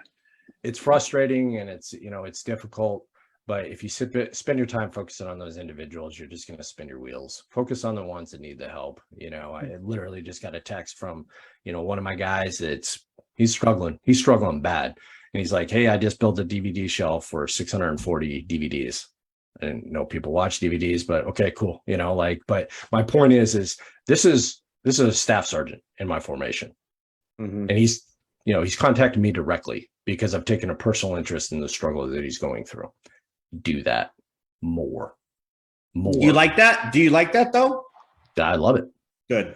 I would rather answer his text message. I'd rather drive to his house and pick him up than have to coordinate and attend and look his mom in the eye and say, I'm sorry that we weren't there when he needed us the most. Because that's why I just asked you that. When we talk about suicide, okay, let's talk about suicide. Let's talk about sexual assault. Let's talk about sexual harassment. The most difficult topics that we can possibly talk about. Imagine the amount of trust it takes for an individual to come to a leader or to another individual, another soldier, Marine, whatever it might be, and say, I don't feel like living life anymore. I'm so without hope. I don't want to be on this earth anymore. Or this traumatic thing happened to me sexually. The level of trust and respect that takes for that individual to be able to come up and do that. Yep. Man, that's a large ask. 100%. It's your job as a leader to establish that trust and that respect so that individual comes and does it. That gave me goosebumps. I love that right there. That was, yeah. No, that's 100%. Why don't all leaders think that way though? Well, why is there still because now we're going to go down that leadership rabbit hole where just because you're in the position, right? You're a leader by position, right? Yeah. And now you have a responsibility to understand your own character flaws and traits and all that stuff that goes into being a leader. And if you're not going to improve those things, then same thing, like leader of your family. Like to go back to the book of Earl earlier, like I'm a leader of my family. I need to get better at this. You're putting in the work to get better. Like, I need to get better at it. That's my problem. So if I'm not approachable by my soldiers, like Mike's saying, I need to get better at that. Like it's fine that you suck at it now, but like get better at it. I guess you are a good example, Nick, because in the 82nd, you were a fucking dick to your guys. What are you talking about? As you became a platoon sergeant and a first sergeant in Hawaii and all that, I'm sure they gave me like $1,000 worth of scotch when I left. Bro, they were scared of you, man. Fear is a form of love. Read the Bible. Well, anyways, they can fear you and respect you at the same time. Yeah. Man, that's growing up. That's a good discussion there too. Fear and respect, and yeah. It is, but that's the way life goes. You grow and you learn, and I can't stand those leadership books or those seminars where somebody's up there talking about how this is how to be a leader without talking about how they learned it, right? And so, like, you learned it because you screwed it up at some point. At some point, you're like, shit, I probably shouldn't have said that to him. You're literally like speaking one of my love languages. Yeah. And also, are we dating now? Did that just happen? Yeah. Like, it also depends on your audience, what type of leadership style you're going to apply. Yeah. Well, exactly. But then you don't know that until you fuck it up in front of an audience. We're like, oh shit, that was the wrong audience to do it in front of. Yeah. Like, that's true. I remember Buddy got triggered like a week or two ago about people first or mission first. Oh, that was last week. Yeah. You get triggered. And CSM, you got triggered. CSM. I would love, like, Buddy, maybe you could just throw in a couple, what your thoughts were on that. And well, then we're gonna CSM. do that. Hey, we're gonna do that in the fifth principle. Well, let's do it right now, bro. We can do a little prelude, but we'll do the fifth principle. We'll bring JC and Mike on, and then Buddy, we're talking about people first or mission first. Like which one you would choose. And again, I'll say the same thing I said last time. It's a stupid fucking question. And the reason it's a stupid question. No, but Buddy, I do agree with you. Yeah, with your answer, but go ahead. I mean, if you want me to answer it, yes, go ahead. Calm down. Like, it's a stupid question because you can't do both. if you had the choice between mission or people, like you do the mission the best way that you can for the people that are doing it. You're going to get both of them done.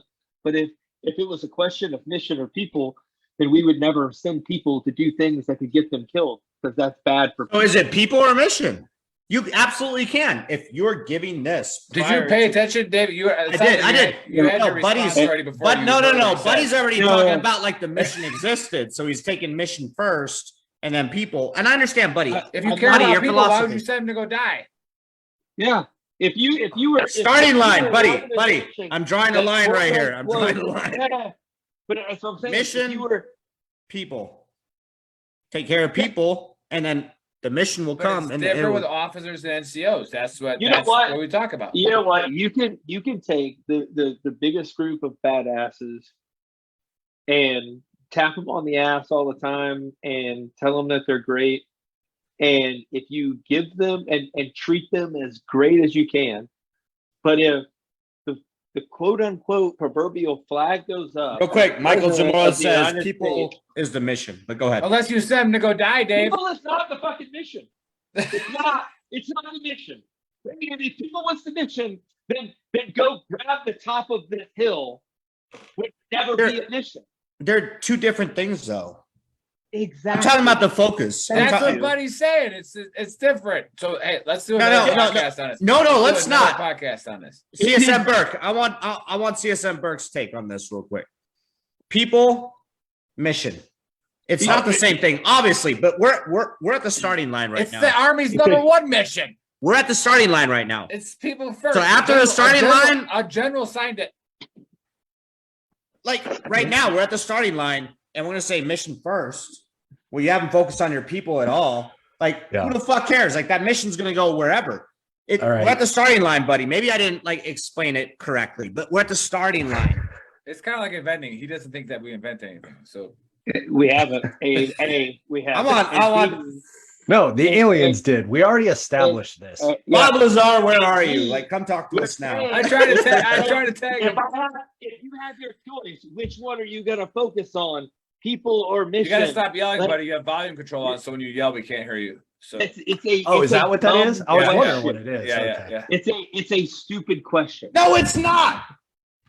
Okay. Absolutely isn't. See, Dave does But not have CSM volume control on, so when he yells, you can hear it. In that scenario, if you pick All right. mission, if you pick mission, Can we let Mike answer it? Yeah, can we let Mike get? But real quick, buddy. Oh, if you no, just never mind. We we're can't at let this- Mike answer it. Real quick. We're at the can't. starting line. Real quick, as if we're not an hour. This and a is half for the in. Real viewers, quick. special Yeah. forces guy. This is for the viewers. All right. I think We're it's starting at the. Did you just get mad that he's better than you?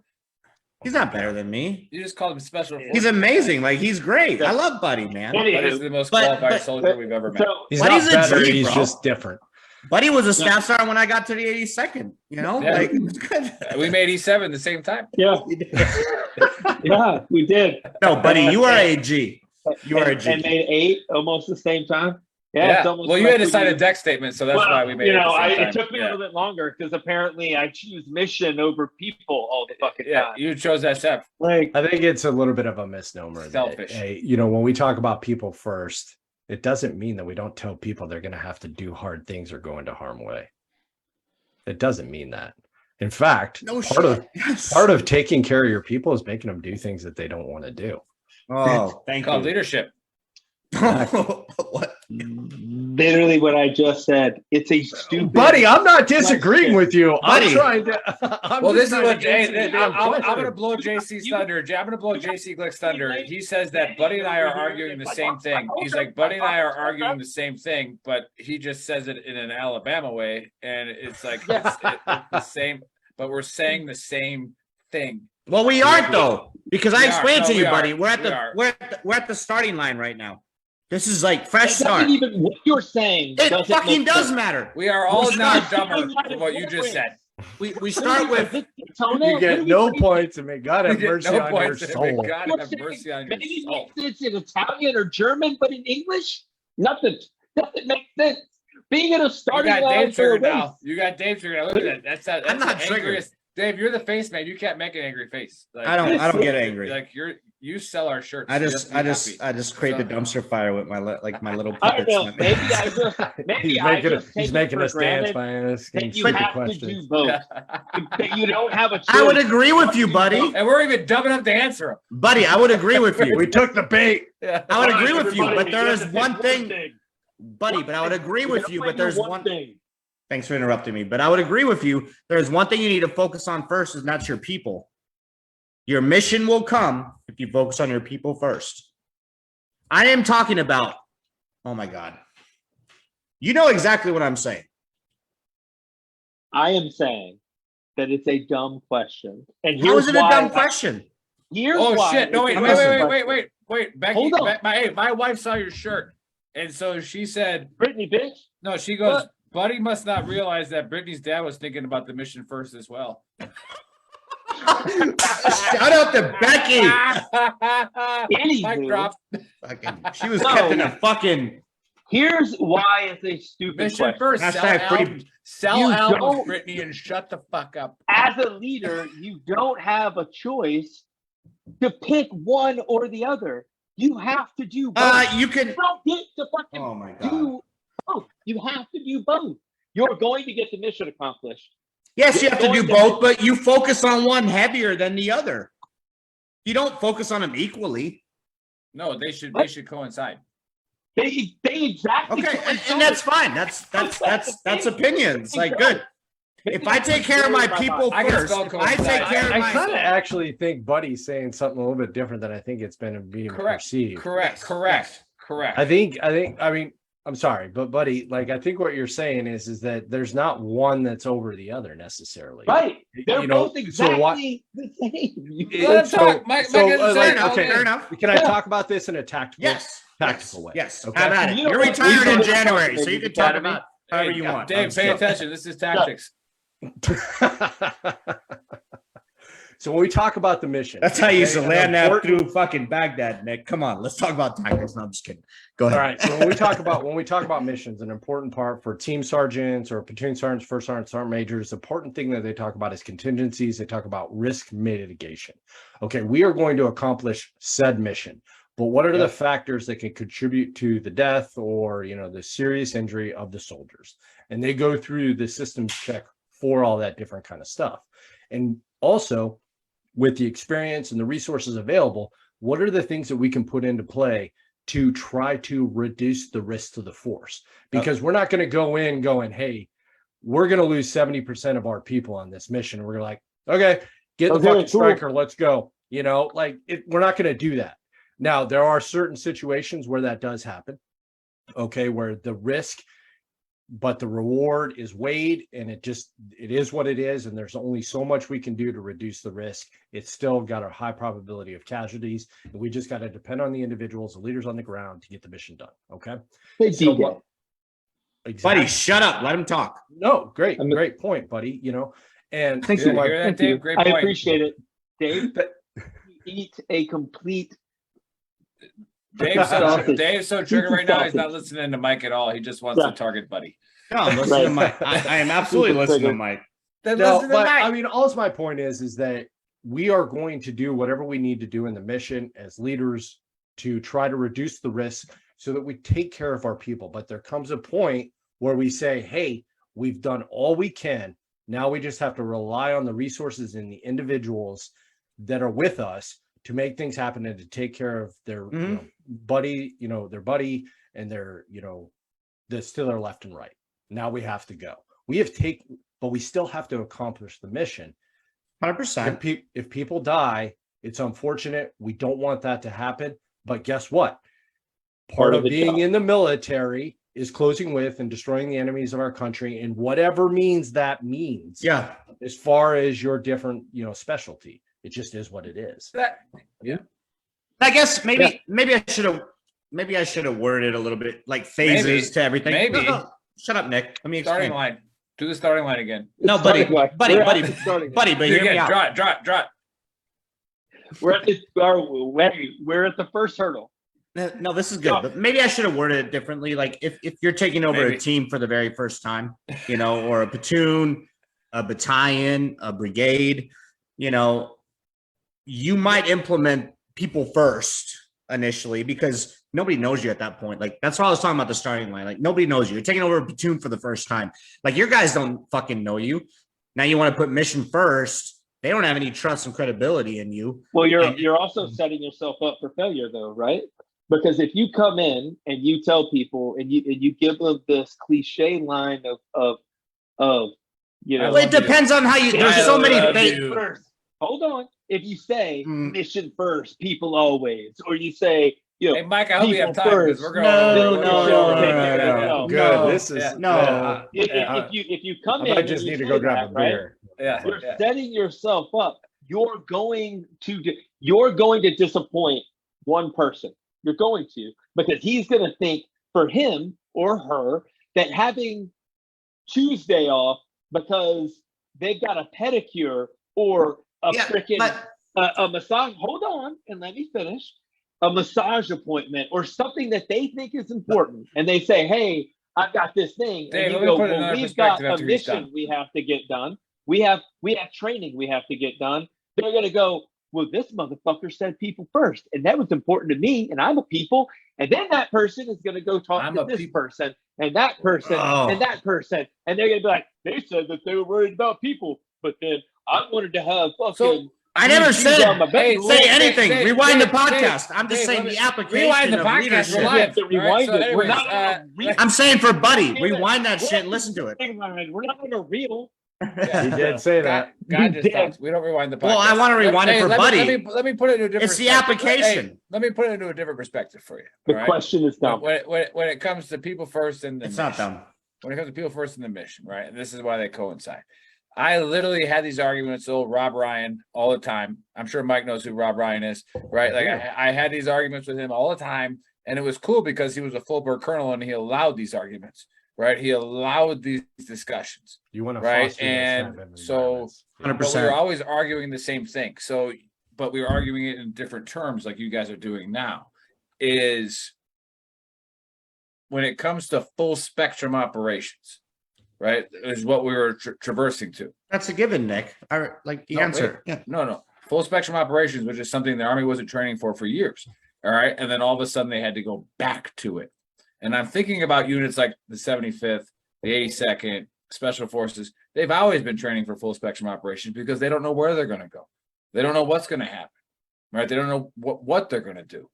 Okay. And then it comes that they have to do it. And then they just have to do the mission because that's what you got called to do. Yep. And so what I would always argue with Rob about is stop preaching about like, oh, we're always worried about Kazovac. We're always worried about this. We're always worried about that. What happens when all this shit happens?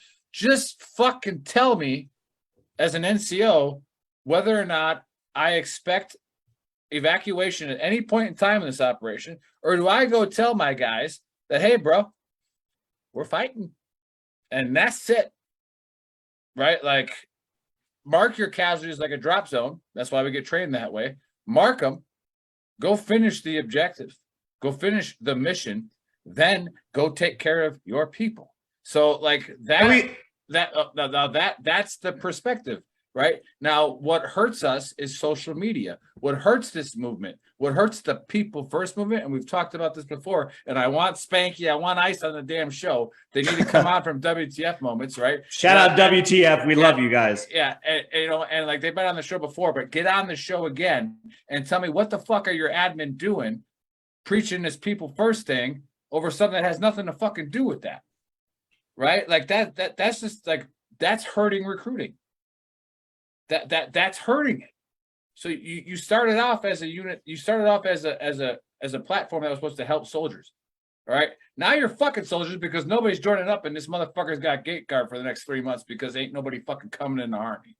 All right. Because all they see on WTF is how shitty fucking the Army is. All right. Nick, you and I had a long talk about that the other day. Yeah. When you have them on, I will give whatever it is I need to give. after my retirement to be on that episode too. Yeah, for sure. We'll make they're it happen. They're awesome. No, We're they're friends awesome. with them. We're cool with Spiky and They're Ice. awesome. Like, I'm talking about the admin on WTF. Like they've okay. gotten some fucking weirdos on there now that I'm not happy with. Like, and they don't like. It's just like people first. Like, Well, what and the that's- but fuck are you talking But about? that's why individuals like us that have experienced combat for a long period of time need to set some reality checks. Just recently going through a training exercise, they simulate taking a casualty. And what do I have everybody doing? Everybody's sitting there focusing on the casualty. Why? No. The first step of casualty care is not to treat the casualty. The first step of casualty care is prevent more casualties. correct. Okay? People first. Something happened to No, that individual. buddy, no, bro, come on.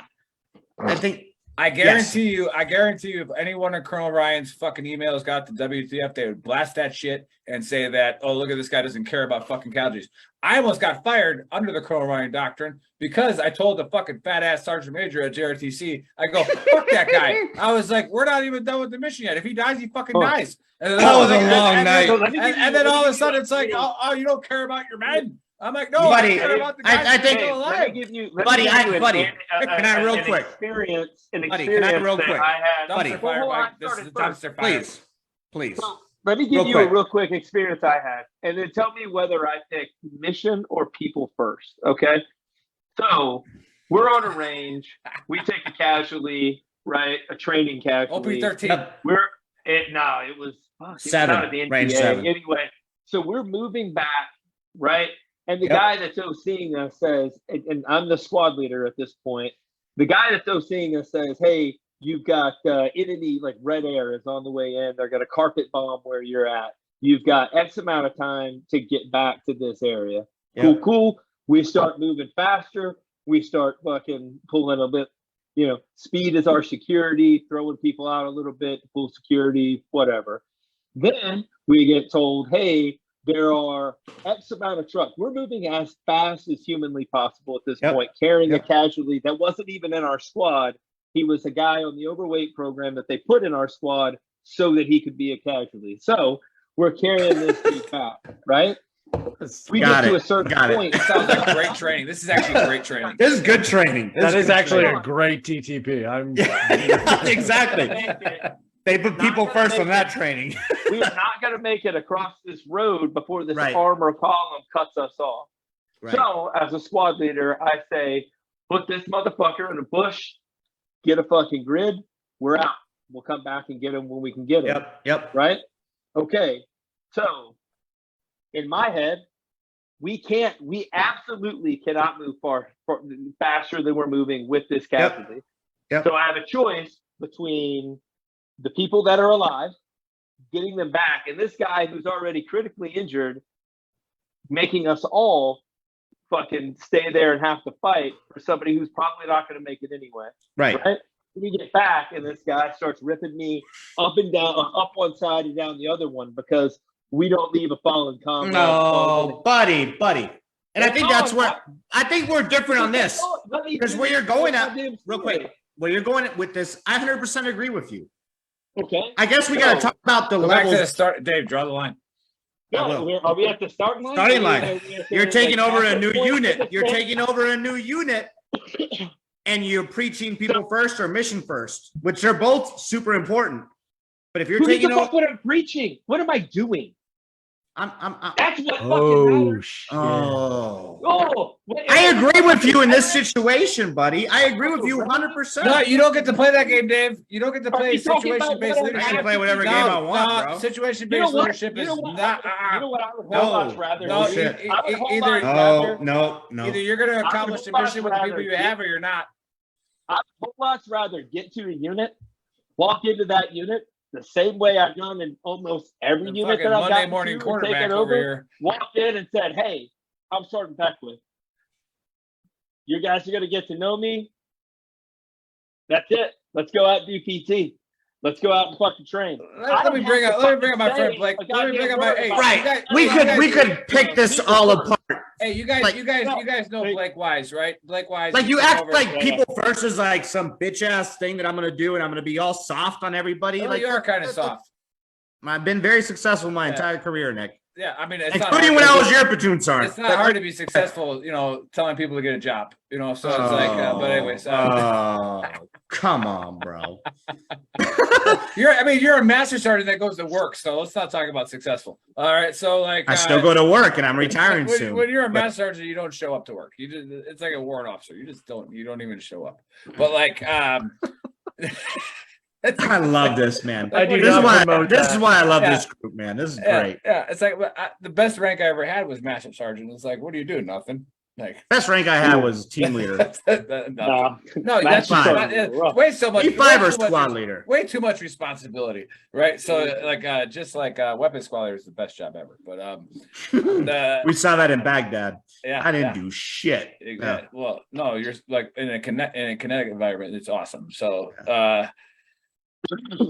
But it's been a good conversation. But let's let Buddy. CSM Burke was like wanting to chime in. No. He's going to be an asset to veteran trash talk here in the future when he retires. So we're gonna bring him on. And I was going to be the odd man out and just say the best job I ever had was being a CSM. Yeah, I like that. Yeah, I like that. Well, I like that. Yeah. Because you got the positional power, and I'm using that word very, very purposely to actually make shit happen. Boom. Right? Like you struggle throughout your entire career. You see dumb shit all the time, right? You're like, God, I can't do anything about it, And then, you're a first sergeant and everybody wants everything from you, access to all your people.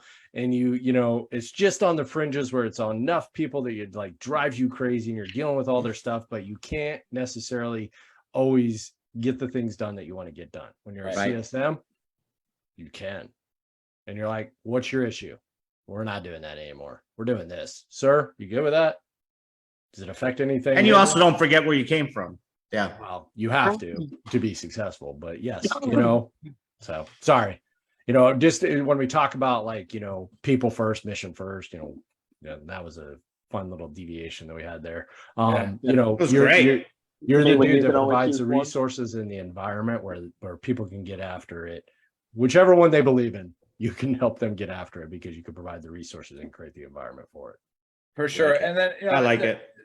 And then again, anybody who's had a good sergeant major before knows that that's like you said at the beginning of the show was what a sergeant major's responsibility is, what their role is. And if you can have that, which we had for the most part of our career, Dave and Buddy, I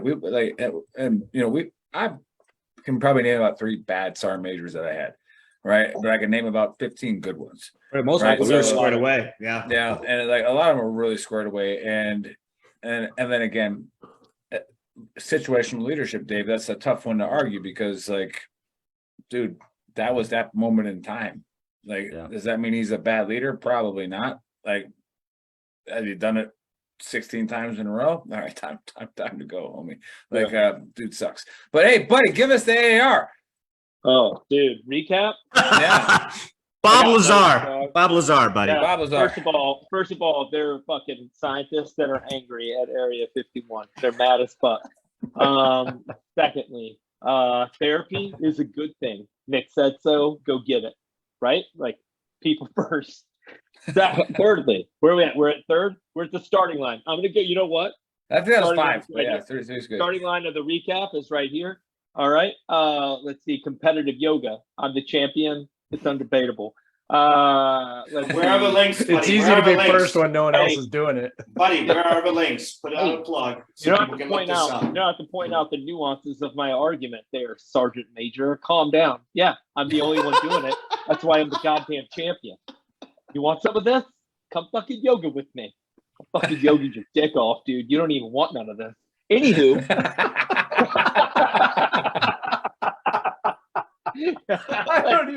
There's no response to that.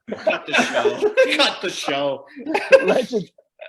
Tune in to Legends of the 75th podcast. Learn about some real Rangers, not guys that just went to Ranger school like Nick. Or our eyes. Yeah, Joey, that doesn't count. You weren't in the actual Yeah, regimen. All right, so I can't be on the podcast. and last thing, well, not last thing, second to last thing. Sergeant Major Burke has weak exits. He loses 240s. Never trust that. And then the starting line. People first. That's all you can choose. You can only choose people first. Oh, buddy. Well done, buddy. Well done, buddy. Well done. Well done. Recap Good over. AR. Check us Good out AR. on all the stream platforms. Go ahead, Dave. No, Oh, you already covered it. I'm not Mike, even Mike closing gets the this last out word anymore. before Dave Yeah, closes Mike, this out. no, I'm not even closing anybody out. Okay, I'll close No, it you out. got Mike, to. Mike, give the last word. Where do we find your podcast at? And anything else you want to say? Yeah, so I mean, since we got two podcasts, it's probably best just to go on social media. But if you Google search Always in Pursuit podcast or Legend of the 75th podcast, you'll find both of them. But hey, I appreciate it, gentlemen. Awesome discussion. A lot of jackassery, which is just classic with veterans. But, maybe we solve the problems of the world. So love what you're doing and appreciate the support. Absolutely. So again, hey, probably no show next week as we'll all be in New York, but we will still have our fight show, and then hopefully Monday morning Throat Punch comes back. Len's been pretty busy, but she has an awesome show. When she comes out with another one, it should be hot. And then we have Clifford Bauman's Mental Health Warrior, and we have the Stoned Vet USMC. He's gonna Check out Sunday service. With yeah, Dave and Maggie. well, you haven't come out with a show in fucking weeks, but anyway, so Bill Nye, like 6 of them. Bill Nye, the science guy of cannabis, is our Marine Corps veteran. Again, he's not a doctor, so don't have to listen to him, but he does give his opinion on cannabis and all the stuff that the benefits that he thinks are there. So check those out on Wednesdays for Marine Corps Wednesdays, and we will see you guys probably in 2 weeks.